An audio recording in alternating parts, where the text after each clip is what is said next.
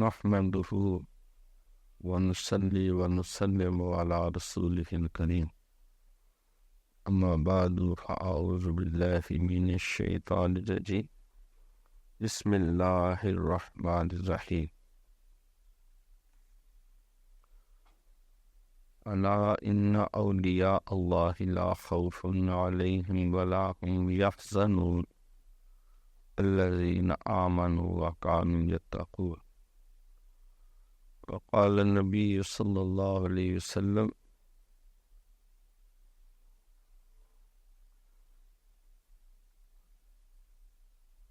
العلماء ورثة الأنبياء صدق الله مولانا العظيم وصدق رسوله النبي الكريم رب اشرح لي صدري ويسر لي أمري واحلل عقدة من لساني يفقهوا قولي اللهم صل على سيدنا ومولانا محمد وآله وصحابه سيدنا ومولانا محمد وبارك وسلم صلی علیہ.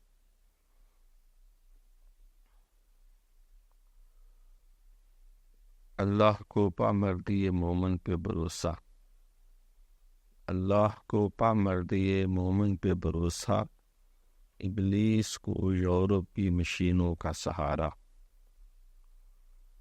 حمد و صلات کے بعد ہفتہ وار مجلس دین و دانش آج حضور مجدد دین و ملت شیخ المشائخ امام العاشقین حضرت سیدنا پیر مہر علی شاہ گولڑوی رحمۃ اللہ تعالی علیہ آپ کی تعلیمات اور خدمات دینیہ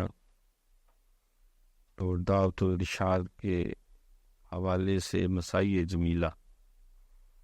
اس پہ گفتگو کرنا مقصود ہے. اللہ تعالیٰ نے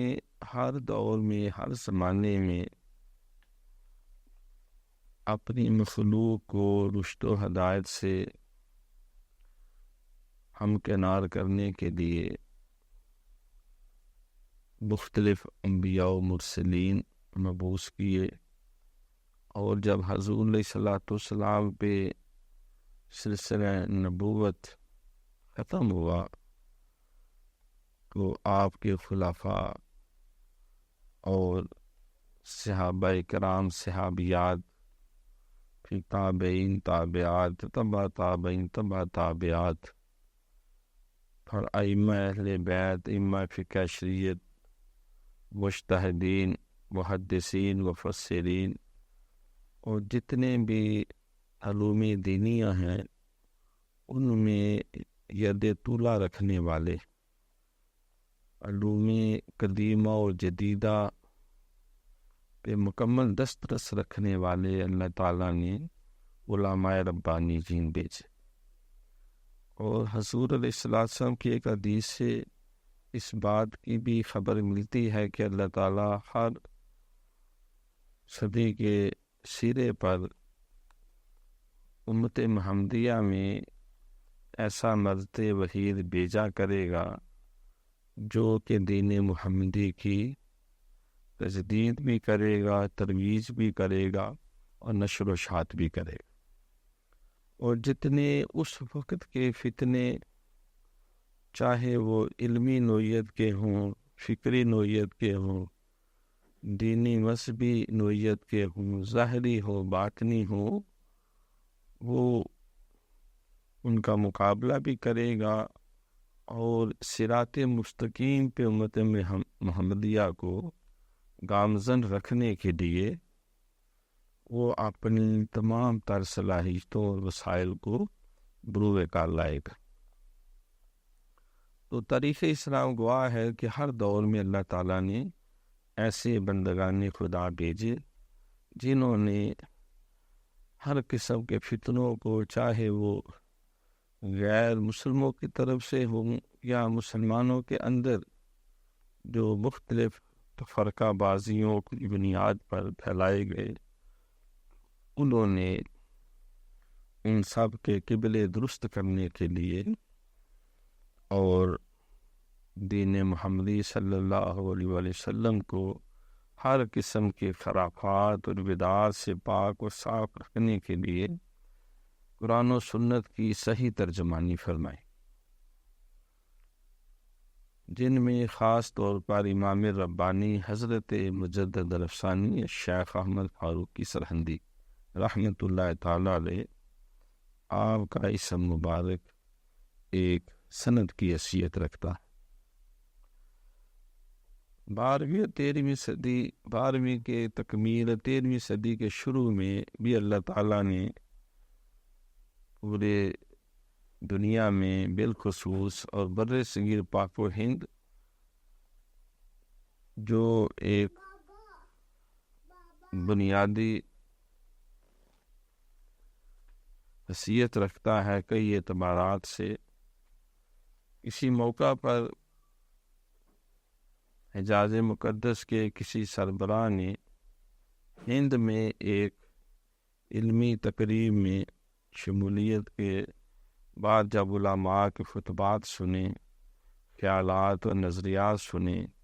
ان کی قادر الکلامی کا بذات خود مشاہدہ کیا، تو اس نے اس بات کا اظہار کیا کہ میں اس نتیجے پہ پہنچا ہوں کہ یہ القرآن نزل فی الحجاز و طبع فی البیروت و فہم فی الہند، قرآن مقدس نازل تو حجاز مقدس میں ہوا، لیکن اس کی طباعت اور اشاعت کی خدمت سب سے زیادہ مصر والوں نے بیروت میں، انہیں یہ سعادت حصے میں آئی، جس طرح قاری عبد الباسط جو ہے اس کا نام بھی ایک سند ہے، اور اس قرآن کو سمجھنے کا حق جو ہے اگر کسی قوم نے یا خطے نے ادا کیا ہے تو وہ ہند کی سرزمین،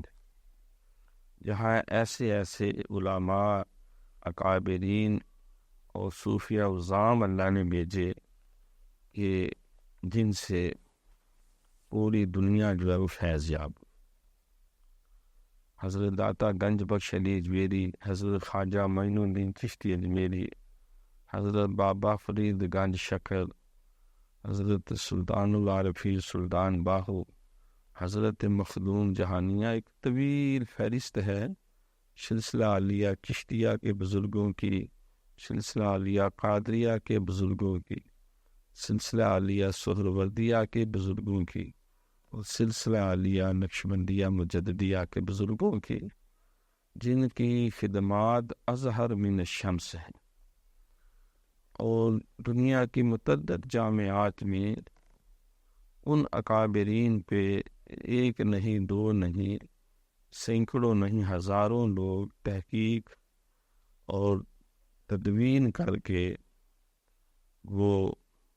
پی ایچ ڈی کے درجے تک اسناد حاصل کر چکے۔ تو ان پاک بازان امت میں ایک روشن ترین نام حضور سیدنا پیر مہر علی شاہ گولڑی رحمۃ اللہ تعالیٰ کا ہے، اور آپ کی مسائی جمیلہ کو بھی امت محمدیہ نے بالعموم بر صغیر پاک و ہند کے مسلمانوں نے بالخصوص مجددانہ فکر اور مجدد دین و ملت کی حیثیت سے قبول کیا، کیونکہ آپ نے علوم ظاہریہ، علوم باطنیہ اور قرآن و سنت کی حقیقی ترجمانی کرتے ہوئے اس وقت، کیونکہ انگریز بھی تھے، ہندو بھی تھے، سکھ بھی تھے، عیسائی بھی تھے، مسلمان بھی تھے، اور کئی قسم کے فرقے جو ہیں وہ پورے لاؤ لشکر کے ساتھ گمراہی پھیلانے میں مصروف تھے۔ وہ ایک ابتلا اور آزمائش کا دور تھا، جنگ عظیم اول اور جنگ عظیم دوم کے بعد، جب سلطنت عثمانیہ کے حصے بکھرے کیے گئے اور انگریزوں کے بارے میں یہ کہا گیا کہ فرنگی کا سورج کبھی غروب نہیں ہوتا،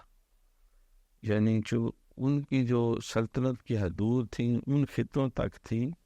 کہ جہاں 24 گھنٹے جو ہے وہ سورج نکلا رہتا، یعنی اگر ایک ریاست میں غروب ہو چکا ہے تو دوسرے میں نکلا ہوا ہے، ایک جگہ رات ہے تو دوسری جگہ سورج کی روشنی ہے۔ تو اس اعتبار سے ان کا سورج غروب نہیں ہوتا، ان کی سرپرستی میں بے شمار فتنے بھی جنم لیتے رہے، اور بالخصوص بر صغیر پاک و ہند جہاں مسلمانوں نے کم و بیش 1000 سال جو ہے وہ اسلامی سکہ چلایا، حکومت قائم کی، اور اولیاء کرام بزرگان دین جس قدر اس خطے میں تشریف لائے شاید دنیا کے کسی خطے میں نہیں گئے۔ تاریخی شواہد سے کسی نبی و رسول کے کوئی مستند باقاعدہ شواہد یا ثبوت نہیں ملتے کہ جنہوں نے بر صغیر پاک و ہند جو ایک وسیع و عریض یہ سارک ممالک جتنے ہیں ان پہ مشتمل ایک بہت بڑی اسلامی ریاست، اور جس کو بر صغیر پاک و ہند کہتے ہیں، تو یہاں اسلام کی جو رونقیں ہیں، اسلام کی جو بہاریں ہیں، اور قرآن و سنت کی جو خدمات اور ترویجات ہیں، وہ ساری کی ساری اولیاء کرام بزرگان دین اور صوفیاء کے ساتھ۔ اور یہ بھی کہا جاتا ہے کہ اولیاء کا ہے فیضان پاکستان پاکستان۔ اور دو قومی نظریہ کی داغ بیل ڈالنے والے اور حقیقی اپنی تمام جزیات کے ساتھ اس کو اجاگر کرنے والے امام ربانی حضرت مجدد الثانی رحمۃ اللہ علیہ ہیں، جن کا نعرہ مستانہ ہی یہی تھا کہ رام اور رحیم ایک نہیں، قرآن اور قرآن ایک نہیں، کعبہ اور کاشی ایک نہیں، ہندو اور مسلم ایک نہیں، کل کفر امت واحدہ و کل المسلم امت واحد، تمام کفر ایک امت ہیں اور تمام اہل ایمان اسلام کے جھنڈے تلے وہ ایک امت۔ دنیا میں سے دو قومیں رہتی ہیں، ایک مسلم اور ایک غیر مسلم۔ تو بار کیا ان کی تشریحات ان کی کتب میں موجود ہے۔ تو یہ بر صغیر پاک و ہند یہ 12ویں اور 13ویں صدی جو ہے اس کے سنگم میں جو مختلف شخصیات آئیں بر صغیر پاک و ہند میں، ان میں ایک نمایاں ترین نام حضرت ڈاکٹر علامہ محمد اقبال کا۔ یقیناً انہوں نے بھی مجددانہ مساعی کی،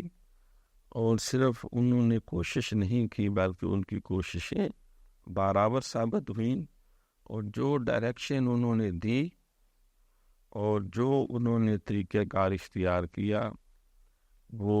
امت محمدیہ نے اس کو باقاعدہ اکنالج کیا، اور اللہ کے کرم اور فضل سے حضور علیہ السلام کی نگاہ رحمت کے صدقے کہ میرے عرب کو آئی اس ٹھنڈی ہوا جہاں سے، میرا وطن وہی ہے، میرا وطن وہی ہے، کہ سرکار نے فرمایا تھا مجھے ہند سے اللہ کی محبت کی خوشبوئیں آتی۔ تو حضرت اقبال نے کو ان کا انداز قلندرانہ تھا، انہوں نے گریلا جنگ لڑی، پتہ نہ لگنے دیا کہ یہ پیر ہے، یہ مولوی ہے، یہ سیاستدان ہے، یہ ایک فلسفی ہے، یہ ایک شاعر ہے، یہ محقق ہے، یہ کوئی ترجمان حقیقت ہے کیا، یا یہ نقاد مشرق ہے، یا یہ حکیم الامت ہے۔ تو بظاہر جو ہے وہ ایک سادہ وضاحت جس میں کسی دور میں انگریزی وضاحت بھی غالب تھی، تو انہوں نے ہر میدان میں حتیٰ کہ سیاسی پلیٹ فارم پر بھی پنجاب جو سب سے بڑا صوبہ تھا اس کے مسلم لیگ کے صدر کی حیثیت سے بھی الیکشن بھی جیتے، اور قائد اعظم جب روٹ کر برطانیہ چلے گئے تو ان کو منا کر واپس لانے کا سیرا بھی ان کے ساتھ۔ تو اسی طرح دیگر بزرگان دین میں اہل سنت کے پلیٹ فارم سے بالخصوص حضرت سیدنا امام احمد رضا خان فاضل بریلوی رحمۃ اللہ علیہ، انہوں نے بھی کئی قسم کے جو اس دور کے ناموس رسالت کے حوالے سے فتنے تھے اور مختلف جو دیگر فرقہ جات کے اندر جو ہے فرقہ جات نے اسلام کی حقیقت روح کو مسخ کر دیا تھا اور دنیاوی علوم سے مروب ہو کر لوگ انگریزیت زدہ ہو رہے تھے، ان کی خدمات بھی وہ تاریخ کا ایک نمایاں ترین حصہ ہے۔ اسی دور میں حضور سیدنا پیر میر علی شاہ گولڈوی رحمۃ اللہ علیہ، تو ان کی جو مجددانہ مسائل جمیلہ ہے اس میں مہر منیر کے اندر حضور بابو جلہ رحمہ حضور پیر سید غلام محی الدین رحمۃ اللہ تعالی علیہ،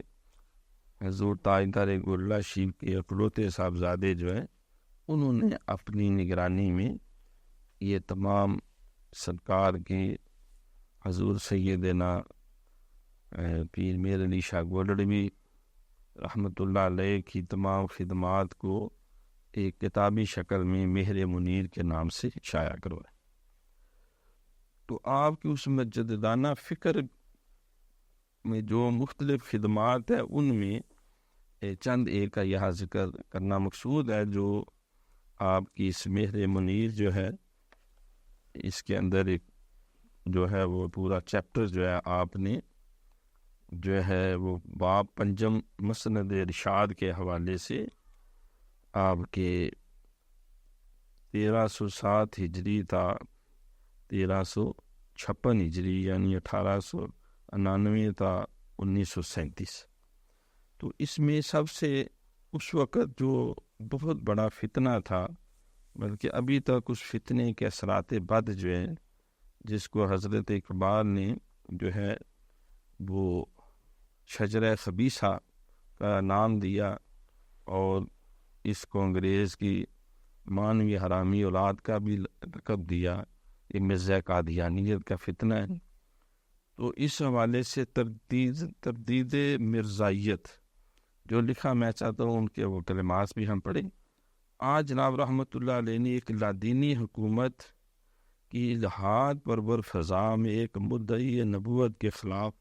کامیاب قلمی اور لسانی جہاد کیا، کیونکہ جہاد بھی سیف کا تو اس میں گنجائش نہیں تھی، کیونکہ اس نے بھی قلم اور زبان استعمال کی، لہٰذا آپ نے بھی اسی طریقے سے، حتیٰ کہ اس محاذ پر مسلمانوں کے تمام فرقوں کی جانب سے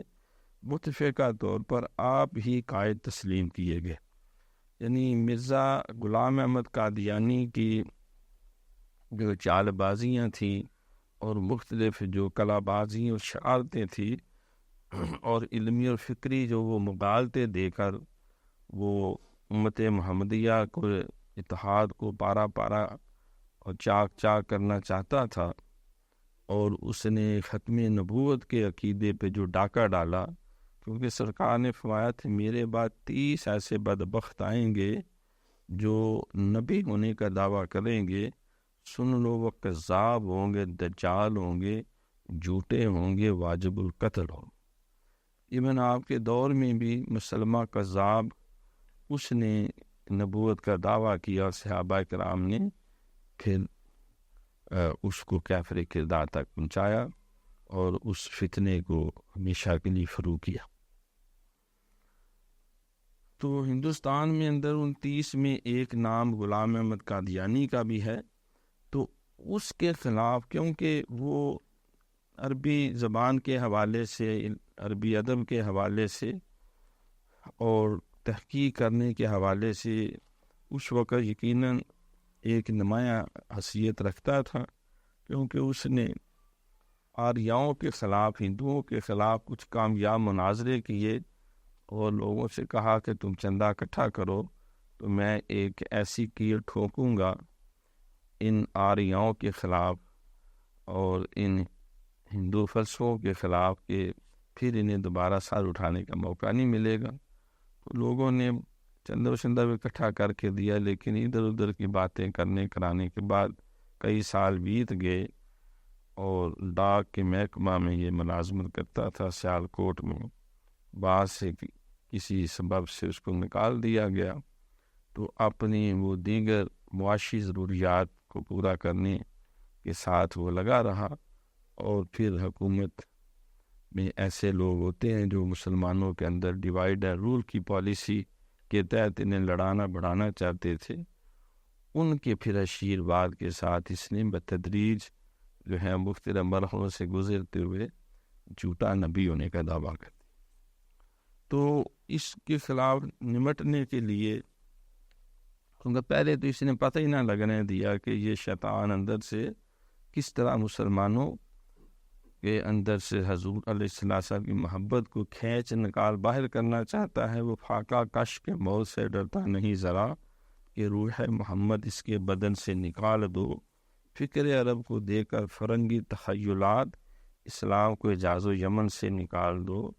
انگریزوں کے اطاعت کو اس نے لازم قرار دیا اور جہاد کے وہ دروازہ ہمیشہ کے لیے بند کر دیا. اور کئی دیگر جو قرآن و سنت کی اعلیٰ تعلیمات اور جو خصوصی اقدار ہیں ان سب کو اس نے غیر مؤثر قرار دے دیا، اور ایسی الٹی سیدھی تعویلات کر کے اپنی نبوت اور رسالت کے بھونڈے انداز میں اس نے. لیکن عوام زیادہ تر، العوام و کل انام زیادہ تر لوگ اسی طرح ہی ہوتے ہیں. کوئی دین پہ اس طرح کی دسترس نہیں ہوتی. جن نے لایا گلی ادے نہ ٹر چلی. جو زیادہ زور زور سے چیختا چلاتا ہے اور مبارزے کرتا ہے تو یہی سمجھتے شاید یہی سچ ہے. اور اگر چار بندے اس کے ساتھ اکٹھے ہو کر کوئی دو چار جانیں قربان کرنے والے بھی جیالے تیار ہو جائے تو پھر تو اور زیادہ اس کو وہ مذہبی رنگ دے کے. تو یہ فتنہ اس وقت قادیانیت کا اس نے اپنے صحابہ اکرام بنانے شروع کر دیے، اشرا مبشرہ شروع کر دیے 313. تو اسی طرز پہ نبی علیہ السلام کے ہی انداز میں اس نے وہ سارا نبوت اور رسالت کا سٹیٹس جو ہے وہ ہائی جیک کرنے کی کوشش کی. تو اس سے نمٹنے کے لیے امت محمدیہ نے مجموعی طور پر متفقہ جس سے اپنا قائد و رہنما بنایا، اس کا نام حضرت پیر میر علی شاہ گولڑوی رحمۃ اللہ علیہ تسلیم کیے. اور آپ کی تصانیف تردید مرزائیت میں بے نظیر شاہکار قرار دی گئی. ان تصانیف کو مشعل راہ بنا کر تقریر و تحریر کے مجاہدین کا ایک جمع غفیر کمر بستہ ہو کر میدان میں اترا، اور ان کی مساعی فی سبیل اللہ کی بدولت آج دنیا اسلام کا ایک عام انسان بھی ختم رسالت کی قادیانی تعویل کو کفر سمجھتا ہے، اور قادیانیت اس ملک میں ایک علیحدہ بے اثر اور لا تعلق غیر مسلم اقلیت بن کے رہ گئی ہے. تو یہ واحد ملک ہے تاجدار گولڑا شریف کا جہاں مزار پاک ہے، کہ جہاں قادیانیوں کو باقاعدہ غیر مسلم ڈکلیئر کیا گیا ہے.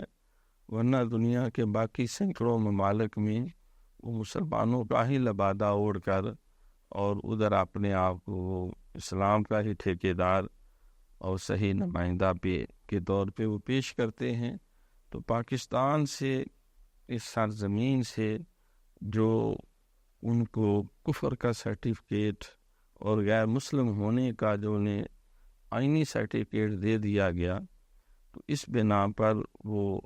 ساری دنیا میں منہ چھپاتے پھرتے ہیں اور سمجھتے ہیں کہ جس خطے میں یہ قادیانیت جو ہے اس نے جنم لیا، اس خطے والوں نے مجموعی طور پر اس کو کافر قرار دے دیا، علمی طور پہ، عملی طور پہ، قلمی طور پہ، لسانی طور پہ، بلکہ آئینی طور پر. تو اس میں جو بنیادی جو پیوٹل رول ہے وہ حضرت سیدنا پیر میر علی شاہ گولڑوی رحمۃ اللہ علیہ کا، کیونکہ آپ کو ہی اس نے براہ راست چیلنج کیا مقابلے کا، اور آپ نے اس کے چیلنج کو قبول کر کے پھر اس کا پورا علمی، فکری، ظاہری، باطنی ہر اعتبار سے محاکمہ کیا، اور اس کو میدان سے بھاگتے ہوئے پھر راستہ نظر نہ آیا. تو آپ نے پھر جو کتابیں اور تحریریں اور تقریریں کی اس کو پھر لے کر جو ہے رحمت اللہ کرانی اس نے مظاہر الحق جو ہے ایک ضخیم کتاب لکھی، اور دیگر بھی بہت سارے علماء نے پھر ختم نبوت کے اوپر مزید تحقیق کرنے کے بعد ہر رنگ میں جو جو اس نے شوشہ چھوڑا اور جو اس نے گمراہیاں پھیلائی تھیں ان کو قرآن و سنت کی روشنی میں جو ہے وہ کالعدم کیا اور اس کو منہ توڑ جواب دیا، اور یعنی کہ چونکہ چنانچہ تک ان کو آنے پہ مجبور کر دیا گیا۔ دوسرا ایک اور فتنہ تھا جو فکری ہے، انسداد چکڑالویت۔ یہ مولوی عبداللہ چکڑالوی، یہ ایک ہندوستان میں علاقہ ہے چکڑالہ، اس کا رہنے والا تھا۔ یہ بھی سرکار کی ایک حدیث ہے کہ خبردار کوئی پیٹ بھر کے تکیے لگا کے یہ نہ کہتا پھرے پیٹ پہ خارش کرتے ہوئے کہ ہمیں حدیث کی کوئی ضرورت نہیں، ہمارے لیے قرآن کافی ہے۔ خبردار، جس کو میں نے حلال کیا وہ حلال ہے،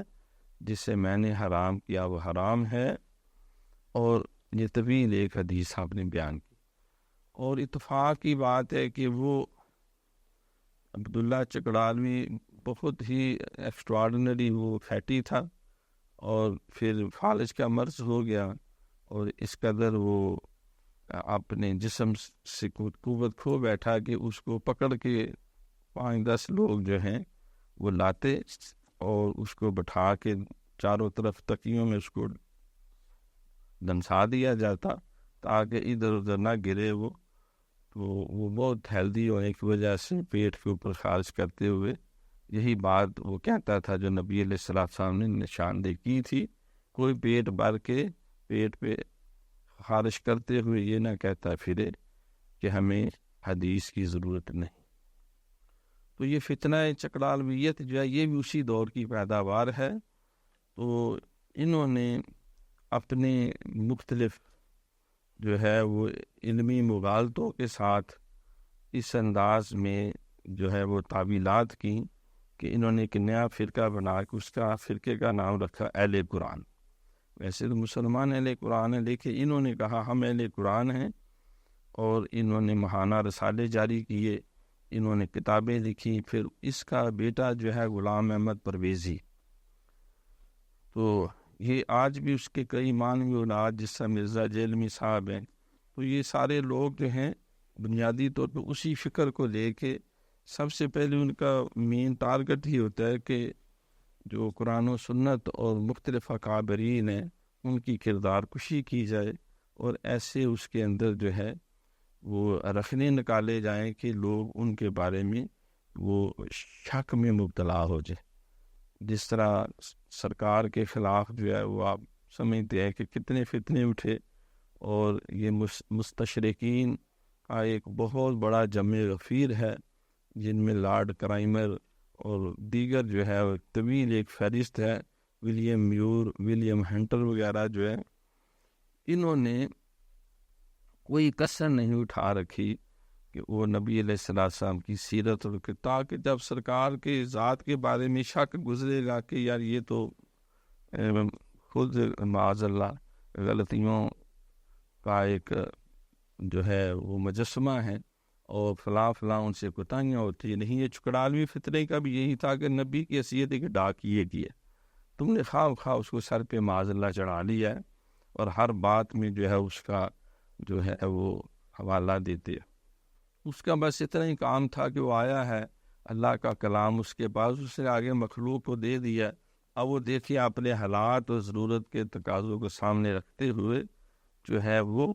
اس میں سے اپنی رہنمائی حاصل کریں، عربی زبان سیکھیں، عربی لغت کی بیس پہ جدید جو بدلتے ہوئے حالات کے تقاضے اس کے مطابق خود تشریح کریں، خود دین کو قرآن کو سمجھیں۔ اور باقی جو حدیثیں ہیں معاذ اللہ یہ تو مداری کی پٹاری ہے، جس طرح وہ مداری کا، اور اس میں سے اچانک وہ پتہ نہیں چلتا ہے، ہمیں چھوٹا سا تھیلا ہوتا ہے، کبھی اس میں سے بلی نکال لیتا ہے، کبھی اس میں سے خرگوش نکل آتا ہے، کبھی کبوتر اڑنا شروع ہو جاتا ہے، کبھی اس میں سے ایک طوطو نکال لیتا ہے، کبھی جو ہے وہ کوئی اور ایسی شے، بندہ حیران رہ جاتا ہے کہ دنیا جہاں کے وہ سارے شعبے پر۔ انہوں نے کہا یہ معاذ اللہ احادیث جو ہے یہ مداری کی پٹاری ہے، اور ہر قسم کے جو ہے اس میں سے تائید اور تردید کرنے کرانے کے لیے ہمیں روایات مل جاتی ہیں، لہٰذا یہ ناقابل اعتبار ہے۔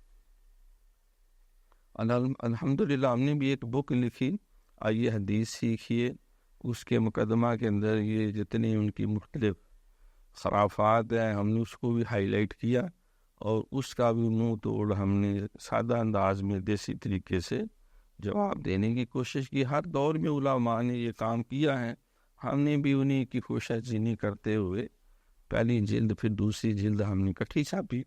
اور اس میں وہ چیزیں جو ہیں جو گرد و غبار اڑائی جاتی ہے اس کو بٹھا کر اصل حقیقت سے پردہ اٹھانے کی کوشش کی۔ تو یہ فتنہ چکڑاویت اور منکرین حدیث کہ جو حدیث کو حجت نہیں مانتے، حالانکہ ایسے جاہل اور بیوقوف یہ لوگ ہیں کہ دنیا کا کوئی بھی قانون اور آئین ہو تو سب سے پہلے اس کی جو اصل کتاب ہوتی ہے جس کو پرائمری جو ہے اور فنڈامنٹل سورس کہا جاتا ہے، تو اس سے رہنمائی لیے اس کے بعد پھر ثانوی جتنے بھی جو ہیں اس کے مصادر اور مراجع ہوتے ہیں اور جتنی سورس بکس ہوتی ہیں پھر ان سے اس کو سمجھا جاتا ہے۔ قرآن نبی علیہ السلام پہ نازل ہوا اور انہوں نے ہی اس کو عملی طور پہ نافذ بھی کیا، عمل کر کے بھی دکھایا، اور اسی کی بنیاد پہ آدھی سے زیادہ دنیا پہ خلفائے راشدین کی حکومت بھی قائم ہوئی، اور ایک نظام و ہواؤں میں نہیں، خیالوں میں نہیں، عملی طور پہ نافذ رہا، چلتا رہا۔ پھر کم و بیش 650 سالہ دور حکومت جو ہے یہ سلطنت عثمانیہ کا، اس میں بھی یہ نظام چلتا رہا۔ پھر 1000 سال کم و بیش سلاطین دہلی میں بھی مختلف انداز میں، پھر 800 سال اندلس و اسپین کے اندر بھی۔ تو اللہ حاصل قیاس، تو اس میں جب قانون بنایا جاتا ہے تو سب سے پہلے قرآن کو بنیاد بناتے، اس کے بعد جو اس کا بانی ہے انہوں نے کیسے قرآن کو سمجھا اور سمجھایا اور دین پہ عمل کیا، کیونکہ نبی کا کام جو ہے وہ صرف کتاب دینا نہیں تھا، وَيُعَلِّمُهُمُ الْكِتَابَ وَالْحِكْمَةَ، اس کا کام تھا قرآن کی تعلیم دے اور حکمت بھی دے، اور وہ انہیں سکھائے جو یہ نہیں جانتے۔ اب قرآن مقدس تو ایک سمندر ہے، تو اس کو کیسے اس سے علم اخذ کرنا ہے اور پھر اس پہ عمل کیسے کرنا ہے، اور عمل کر کے پھر ایک معاشرہ کیسے تشکیل دینا ہے، پھر ایک اسلامی ریاست کیسے بنانی ہے، اور پھر ساری دنیا کو کس طرح گمراہی کی دلدل سے نکالنا ہے، یہ سارا کچھ پریکٹیکل جب کیا جائے گا تو تب، جس کو علامہ نے بھی کہا کہ جدا ہو دین سیاست سے تو رہ جاتی ہے چنگیزی۔ تو جلال پادشاہی ہو کہ جمہوری تماشا ہو، تو اسلام تو ایک زندہ قوت کا نام ہے۔ تو انہوں نے وہ جو بنیادی ماخذ کی حیثیت رکھتا ہے حدیث جو ہے، اور سیاستہ کی حدیث جن پہ سارے روئے زمین کے جتنے ناقدین اور مستشرقین تھے انہیں کہنا پڑا کہ سرکار کی ایک ایک حدیث کی حفاظت کے لیے جتنی جان ماری محدثین نے، اگر ان 2.5 لاکھ لوگوں جیسا ایک بھی انجیل مقدس کو مل جاتا تو یہ تحریف شدہ نہ ہوتی۔ تو انجیل مقدس حالانکہ اللہ کی کتاب ہے، لیکن اس کو ایک بھی ایسا مخلص نہیں ملا، اور حضور علیہ السلام ایک حدیث کے لیے لاکھوں کی تعداد میں محدثین نے اپنی ساری زندگیاں جو وہ صرف کریں۔ آج بھی پوری دنیا میں جتنی دینی مدارس ہیں ان کا مین ٹارگٹ کیا ہے؟ حدیث سکھانا۔ قرآن تو ایک ایسی بک ہے جو سب کے لیے ہے، وہ بنیادی سورس ہے، اس کو سمجھنے کے لیے ہمیں احادیث کا ہی مطالعہ کرنا پڑتا ہے۔ پھر احادیث کے بعد صحابہ کی سیرت ہے، صحابہ کی اجماع ہے، پھر اس کے بعد تابعین کا، پھر تبع تابعین کا۔ لیکن یہ ایسے بیوقوف ہیں کہ وہ قرآن کو پکڑ کے وہ جتنے اس کے خادمین ہیں کہتے ہیں ان سب کو ایک سائیڈ پہ کر دو، ہماری سنو، ہم بہتر سمجھتے، انہیں کیا پتا تھا، وہ اپنے حساب سے باتیں کر۔ تو آپ نے اس فتنے کے خلاف بھی حضرت کے زمانہ میں قادیانیت کے علاوہ افراط و تفریق کی شکار اور بھی کئی مذہبی اور سیاسی تحریکیں ابھرنے لگیں۔ مگر آپ کے وجود مسعود کے باعث پروان نہ چڑھ سکیں۔ مولوی عبداللہ چکڑالوی نے حدیث کی حجت سے انکار کرتے ہوئے ایک نیا فرقہ اہل قرآن کھڑا کر دیا۔ اس کے مقابلہ میں آپ نے علم حدیث کی تدریس پر زور دے کر جا بجا دورہ حدیث کے درس جاری کروائے۔ آپ نے، کیونکہ پورے متحدہ ہندوستان تھا، آپ کے مخلصین، مریدین اور آپ کے اساتذہ اور آپ کے احباب وہ پورے ہندوستان میں تھے۔ آپ نے فرمایا کہ اس فتنے کا علاج یہ ہے کہ جگہ جگہ احادیث کے مراکز قائم کرو، احادیث کے درس شروع کرو، تاکہ لوگوں کو سرکار کی سیرت اور آپ کی تعلیمات سے آگاہی ملے، اور وہ خود اس چیز کو بھی ملاحظہ کرے کہ قرآن مقدس کو سمجھنے کے لیے حدیث ایک بنیادی جو ہے وہ ضرورت ہے۔ اس کے بغیر، بجائے یہ کہ صرف ان کو گالیاں دیتے رہیں اور ان کے اوپر کیچڑ صرف اچھالتے رہیں، نہیں، بلکہ اس فتنے کا علاج یہ ہے کہ تم جو ہے وہ جتنا حضور کی وہ گستاخی کرتے ہیں تو اتنی حضور کی محبت کا ذکر، اتنا محبت کا ذکر کرو کہ لوگ ان کی گستاخی جو ہے وہ ہوا میں اڑیں۔ جس طرح وہ ایک ریڈیو پاکستان پہ بھی کسی نے واقعہ سنایا کہ لاہور اس وقت ریڈیو سمجھا جاتا تھا، قادیانی کے دور میں کسی مسلمان کو کوئی مرزئی پیچھے لگا رہا، اس کی برین واشنگ کرتے کرتے چلے تمہیں نا وہ ربوہ لے کے جاتے ہیں اور وہاں جا کے تمہیں بھی کلمہ پڑھاتے۔ تو وہ ظاہر بیچارہ جھٹکا سا آدمی تھا، دیہاتی پینڈو جس طرح ہوتے ہیں، چودھری ٹائپ،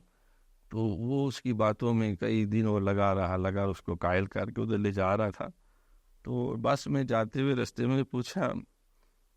اوے مانے گل وے کہ تو کہنا کہ ساڈا جڑا ہے مرزا غلام احمد قادیانی نبی ہے، اور اولو دیا پٹھیا جڑا نبی ہوندے ہوگی تے نعتاں بڑیاں ہوندیاں نے، انہاں تے نعتاں لوگ پڑھتے ہیں تو بڑا محبت نصیب، تیرے تے قادیانی دی کدی کوئی نعت نہیں کہ تیرے سنی ویکھے کوئی ریڈیو تے کہ تیرے نعت آئی ہوئے، کسی نے کوئی نعت لکھی ہو یا کئی ہوئے، اگر وہ نبی ہوں تو وہ بھی نعتاں ہوندی، چل دفعہ ہو جا، میں نہیں جانا۔ ادھر ہی گاڑی سے اتر گئے اور واپس اپنے گاؤں آ گئے۔ تو یعنی اب اس سادہ سے واقعہ میں کہ تعلیم یہ ہے کہ اگر کوئی بہت زیادہ گندگی پھیلانا چاہتا ہے، اتنا زیادہ جو ہے وہ صفائی شروع کر دیں اور اتنی زیادہ صفائی کا اہتمام کرنے میں لگ سکے، کیونکہ جہاں خالص شے آ جاتی ہے، حقیقت آ جاتی ہے، وہاں بھی مجاز نہیں ٹھہر سکتے۔ جس وقت سورج نکل آتا ہے تو پھر موم بتیوں اور دیووں اور چھوٹے چھوٹے جو اندھیروں کے اندر چھپ کے گات لگا کے چور و چکے بیٹھے، وہ پھر چھپ نہیں سکتے۔ یہ ایسا کہ نور و روشنی ہوتی ہے، کیونکہ اسلام ایک نور ہدایت ہے۔ والذی ارسل رسولہ بالہدی والدین الحق، ہدایت کے ساتھ بھیجا، سراج منیر بنا کے بھیجا۔ ایک ایسی روشنی ہے کہ جتنے کفر و شرک کے مختلف محلات تیار کیے ہوئے تھے یہود و نصارہ نے، مشرکین عرب نے، قرآن نے کہا تمہارے یہ سارے بڑے بڑے قلعے جس کو تم بڑے مضبوط برج سمجھتے ہو، یہ تار عنکبوت ہے، یہ مکڑی کے جال کی طرح ہیں کہ کوئی حیثیت نہیں۔ جال حق و زحق الباطل ان الباطل کان زہوقا۔ ایک نہیں 360 بتوں کی حکومت تھی مکے میں، عرب کے اندر۔ اس کے علاوہ بھی سینکڑوں بت تھے، اور عیسائیوں کے اپنے بت تھے، یہودیوں کے اپنے بت تھے۔ تو وہ جتنی غلاظ تھے کہ سرکار جب دین حق لے کے آئے اور جب حق سامنے آیا تو یہ سب چور و چکے ٹھگ جو ہے، تو برائی کو مٹانے کا طریقہ صرف یہ نہیں کہ برائی کی مذمت کرتے رہیں، ضرور کی جائے، لیکن اچھائی کو اتنا پھیلا دے کہ برائی خود مخود مٹ جائے، اس میں فنا ہو کے رہ جائے۔ دیکھو جس طرح مجدد صاحب کا بھی یہی طریقہ مبارک تھا کہ انہوں نے کیا کیا، آپ نے محاذ قائم نہیں کیا کہ اپنی ساری صلاحیتیں ہندوؤں پہ صرف کر دیں، سکھوں پہ لگا دے، غیر مسلموں پہ لگا دے، ان چوروں اور چکوں ٹھگوں پہ لگائیں۔ آپ نے دین محمدی کو فوکس کیا، اس کی حقیقت کو اجاگر کیا، کہا کہ نماز کا نظام، قرآن کا نظام، زکوٰۃ کا نظام، اخلاق حمیدہ، اوصاف جلیلہ، سیرت محمدی، اس قدر انہوں نے جو تصوف حقیقی حضور کی سیرت کا تھا اس کو اجاگر کیا، اور ان کو مرحلہ وار کس طرح ایک بندہ کلمہ پڑھنے کے بعد بتدریج حضور کی اتباع کرتے کرتے اللہ کو قرب حاصل کرتا ہے، اس طرح آپ نے قرآن و سنت کی تعلیمات کو اجاگر کر دیا۔ نتیجہ یہ نکلا کہ سارے شیطانیت خود ہی دب گئے۔ تو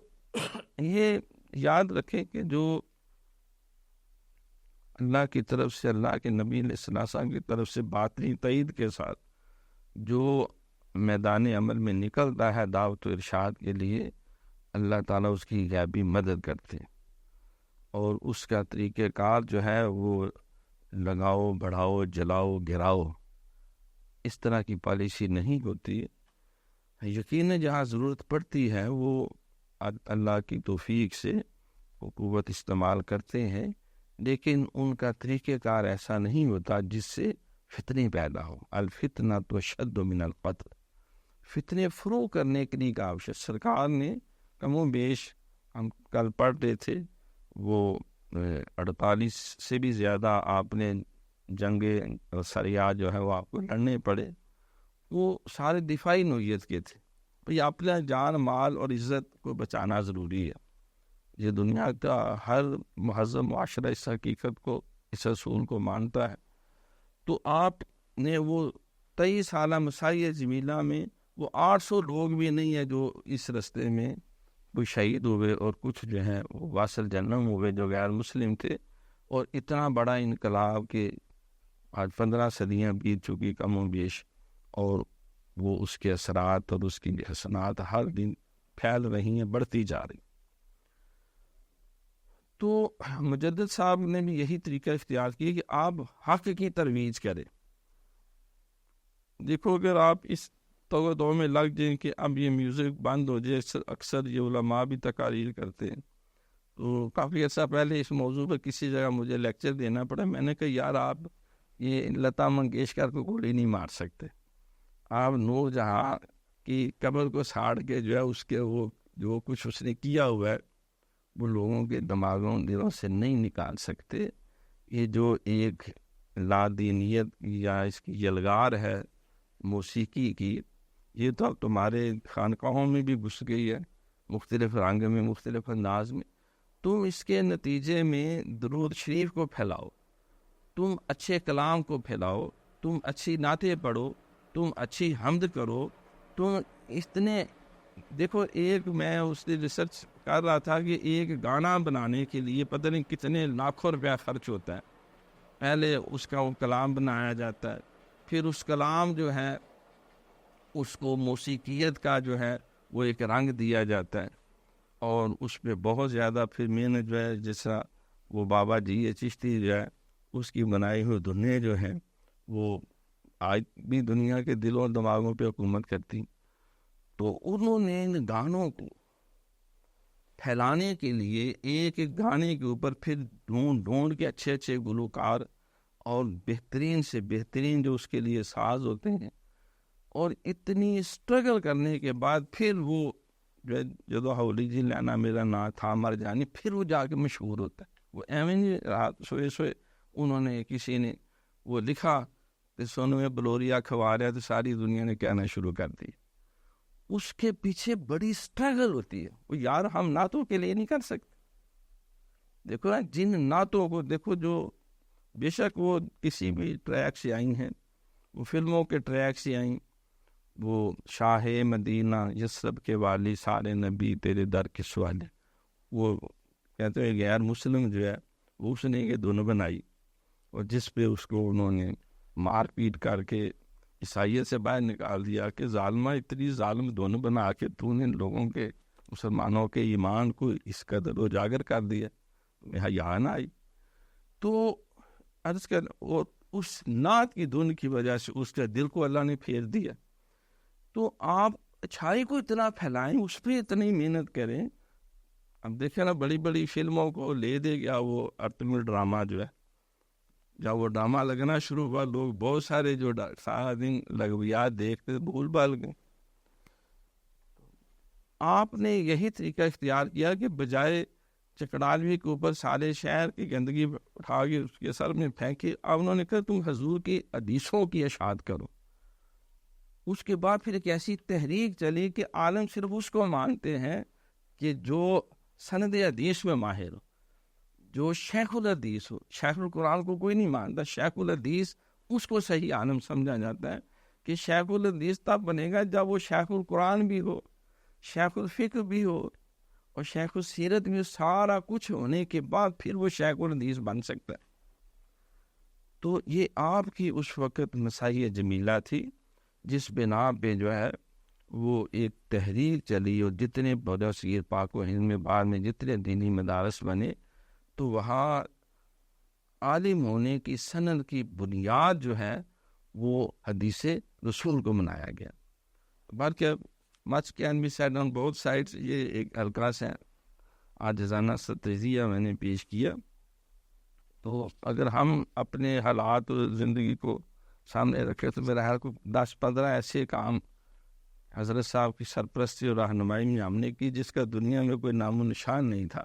وجود کوئی نہیں تھا, لیکن ایسا ٹرینڈ دیا گیا کہ لوگ جو ہے وہ رہے اسی پلیٹ فارم پہ, لیکن اس پلیٹ فارم پہ رہتے ہوئے وہ اسلام کے ساتھ بھی ان کی وابستگی ہوتی گئی.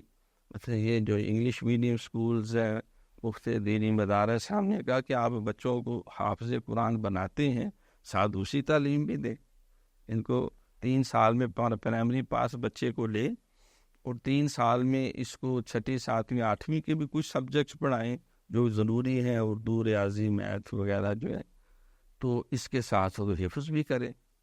اور دونوں چیزیں ایٹ اے ٹائم ان کو ملتی جائیں گی. ساتھ ساتھ قرآن کی محبت, دین کی محبت, علماء کے پاس بیٹھے گا, قاری صاحب کے پاس بیٹھے گا, مسجد سے وابستگی ہوگی تو اس کی برکتیں اس کے اندر آئیں گی. تو وہ پھر جس طرح سید نے کہا کہ ہیٹ سر پہ پہن لو لیکن دل پہ نہ پہنو, تو اس کے سینے میں قرآن کا نور ہوگا. تو یقیناً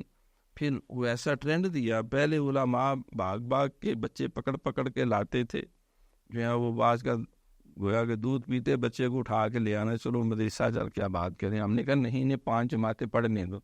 انہیں کوئی سوچ بوجھ ہو جائے, انہیں کوئی پاکی ناپاکی کا علم ہو جائے, کچھ بیسک ان کی بنیاد بنے. تو کئی لوگوں نے کہا کہ فاروقی صاحب, حضرت صاحب آپ کو دیکھو کیسے پٹھے مشورے دے رہے ہیں, اس کا یہ نقصان ہوگا, وہ ہوگا, یہ نہیں ہوگا, وہ. انہیں فائد جو کہہ رہا ہے اس کو کرنے دو اور دیکھ لو یہ کس حد تک جو ہے, اور یہ اخلاص کے ساتھ کہہ رہا ہے, اور پھر خود ذمہ داری بھی لے رہا ہے کہ میں خود پڑھاؤں گا, خود اس کی نگرانی کروں.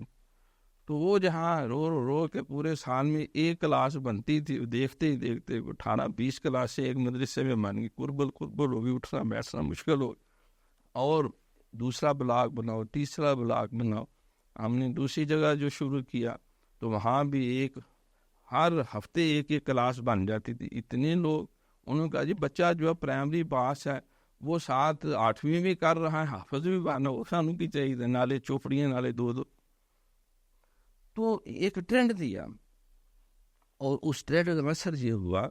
کہ اب پورے ملک میں بلکہ پوری دنیا میں اب یہ سسٹم چل رہا ہے کہ وہ بچے بڑے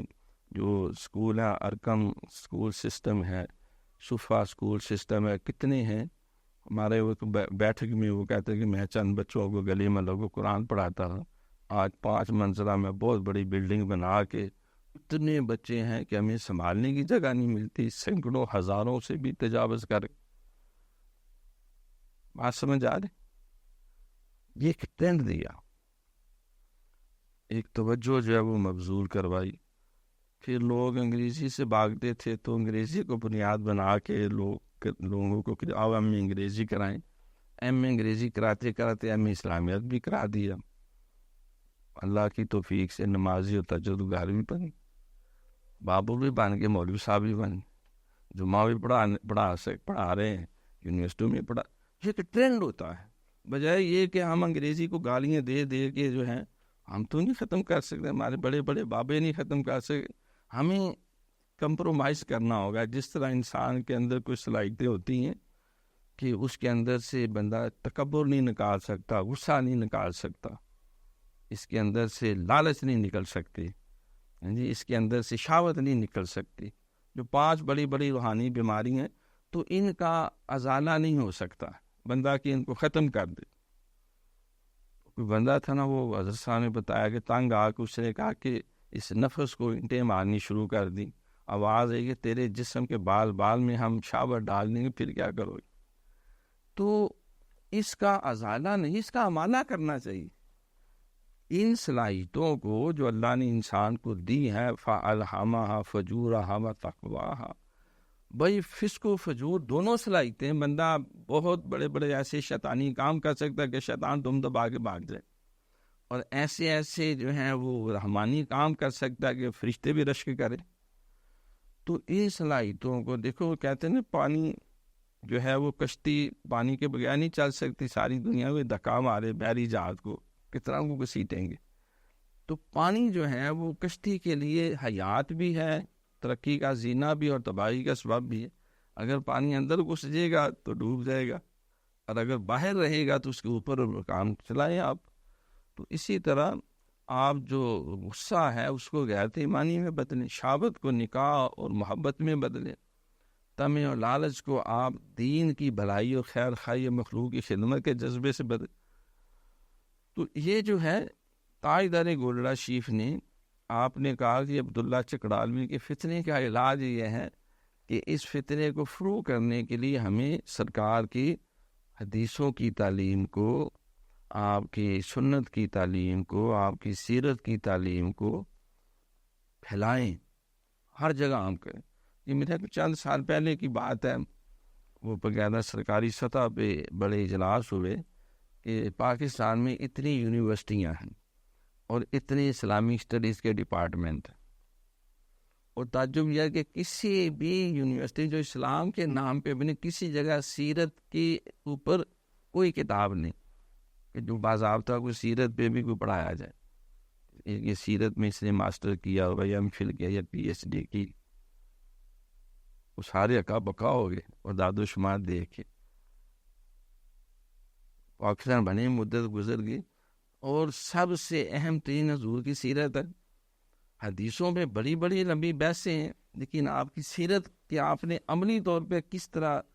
نفوذ اسلام کیا، نفاذ قرآن و سنت کو کیا، وہ عملی جو آپ کی سیرت جو ہے اس کے مختلف جو پہلو ہیں موجودہ دور کے مسائل کو حل کرنے کے حوالے سے، پھر ہر یونیورسٹی میں اب سیرت چیئر بنی ہے، اور باقاعدہ سیرت کے اوپر ماسٹر، سیرت کے اوپر ایم فل اور پی ایچ ڈی کا باقاعدہ ڈپارٹمنٹ ابھی 2 سال پہلے اوپن یونیورسٹی میں بھی بنا، ایک ٹرینڈ دیا۔ اور یہ سارا اس کا سنگ بنیاد رکھنے والے حضور سیدنا پیر میر علی شاہ گولڑوی ہیں، جنہوں نے یہ چکڑالوی فطرہ جو ہے، جو غلام احمد پرویزی نے اور اس کے باپ مولوی عبداللہ چکڑالوی نے پھیلایا تھا۔ تو آپ نے کہا اس کا جواب یہ ہے کہ تم خیر کے مراکز حضور کی سیرت کے اور زیادہ سے زیادہ حدیث کے مراکز بناؤ، حدیث کے دروس کو عام کرو، انشاءاللہ تعالی یہ فتنہ خود اپنی موت آپ مر جائے گا۔ اور یہ بات درست ثابت ہوئی۔ تو دیگر بھی آپ کے جو مجددانہ خدمات انشاءاللہ اگلی نشست میں جب آپ کے درس کے حوالے سے ہوگی، ہم اس پہ تفصیل سے گفتگو کریں گے۔ اللہ کریم سے دعا ہے کہ اللہ تعالیٰ ہماری اس کی کوشش کو قبول فرمائے اور سرکار کے درجات بلند سے بلند ترین کرے، اور ہمیں بھی وہ جذبہ اخلاص و محبت اللہ نصیب فرمائے جو ان پاک بازان امت کو اللہ نے عطا فرمایا۔ وما علینا الا البلاغ المبین۔